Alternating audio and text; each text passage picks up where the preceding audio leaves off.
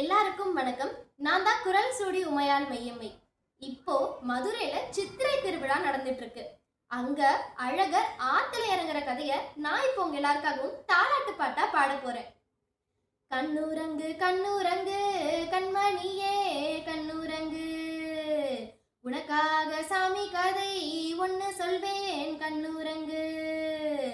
அழகர் மலையிலிருந்து சாமி அடிவாரம் வந்து தங்கி தங்கச்சி கல்யாணம் தான் பார்க்க போறாரு.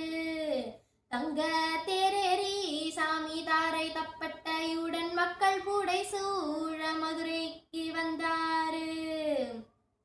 வாசல் எல்லாம் தோரணமாம், வழியெல்லாம் மாக்கோளம், கூடி மக்கள் குலவையிட கொண்டாட்டம் தெருவெல்லாம். ஆத்தை கடப்பதற்கு அதிகாலை வேளையிலே அவசரமாய் வந்தாரு அழகரும் குதிரையிலே. அழகாய் பட்டுடுத்தி ஆத்தினிலே இறங்குறப்போ தங்கச்சி கல்யாணம் தான் முடிஞ்ச செய்தி வர, வைகை கரையோரம் வெச்ச காலை பின்னெடுத்து கோச்சுக்கிட்டு அழகரும் ஊர் திரும்பி போறாரு.